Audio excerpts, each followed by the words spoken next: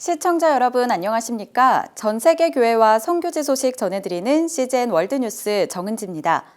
첫 번째 소식 CBN에서 보내온 소식부터 전해드립니다. 중국이 제로 코로나 정책으로 엄격한 방역을 실시하면서 중국인들의 반발이 주요 도시에서 동시다발적인 시위로 이어지고 있습니다.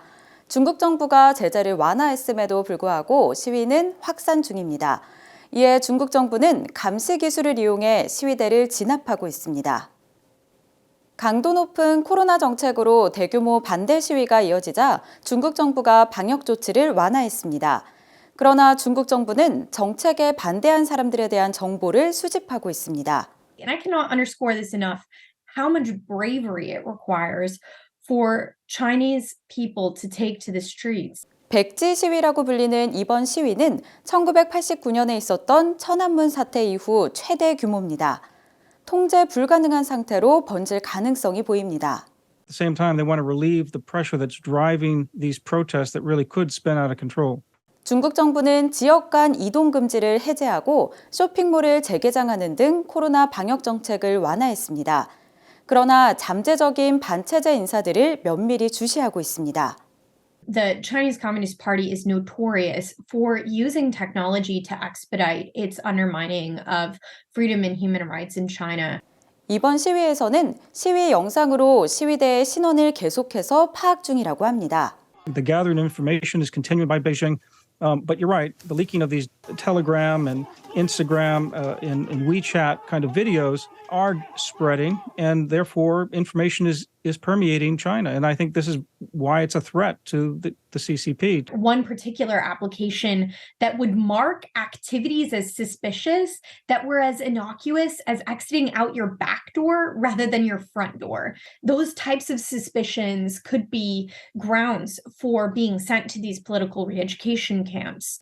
한편 중국을 고립에서 벗어나게 하고 폭발적인 경제 성장을 이룬 장점인 전 중국 국가주석이 사망하면서 그를 추모하며 칭송하는 목소리가 높아지고 있습니다. Any praise of Jiang Zemin now looks like a threat to Xi Jinping, who was just out of the 20th Party Congress where he gathered all titles and all power. After that, they'll probably try to clamp down on any kind of praise or information about Jiang Zemin. 중국 공산당은 오랫동안 보안군을 증원하며 시위에 대비해왔고 새로운 감시와 검열 기술로 더욱 강력해졌습니다. 중국인들이 정부 정책에 반대하는 목소리를 내는 건 큰 위험을 감수해야 합니다. 그러나 엄격한 코로나 정책에 반대에 들고 일어난 백지 시위는 천안문 사태 이후 최대 규모로 번지고 있습니다. 중국인들의 불만이 그만큼 컸다고 볼 수 있는데요. CBN 뉴스의 게리 레인 기자가 자세한 소식 전해드립니다. Think about it. They've been shut down for about 3 years now in many places.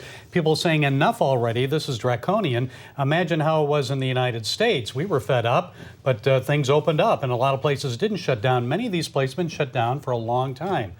And people are fed up with it. They're willing to take the risk because they want to get on with life. 감시 기술로 무장한 오늘날의 중국은 진정한 경찰 국가라고 볼 수 있습니다. 중국에 감시 기술을 도입해 국민들에게 사용하는 나라들이 있습니다.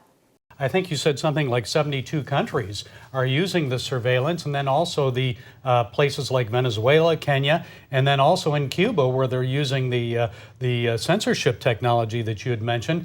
Over a year ago, they used it to crack down on protesters there.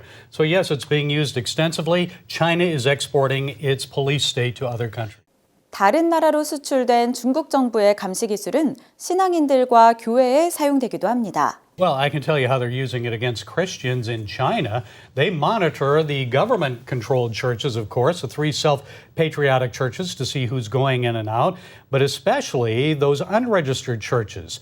They have millions of cameras around the country, and they're monitoring the movements. Where you go, when you go, what you do, and they look for changes in behavior. If you normally don't go to that place, then and they're seeing a lot of people going to that place, then it's very suspicious, and then they'll send some police to investigate. Obviously, they're using facial recognition technology to identify all these people going into these. 중국의 코로나 정책은 교회에도 큰 영향을 미쳤습니다. They target the churches. The first place they shut down is the church. And the Christians say, we know that we're being targeted. So imagine what they're going through. They can't worship together in their location. They go home, and it's dangerous online to worship. They have to talk in code on things like WeChat. But, George, I'm mostly concerned right now at Christmas time for two pastors who are in prison that we need to pray for. Yeah. Pastor John Sao and then also Wang Yi. Sao has his 5th Christmas in prison this year, and Wang Yi his 4th. We need to be praying for them.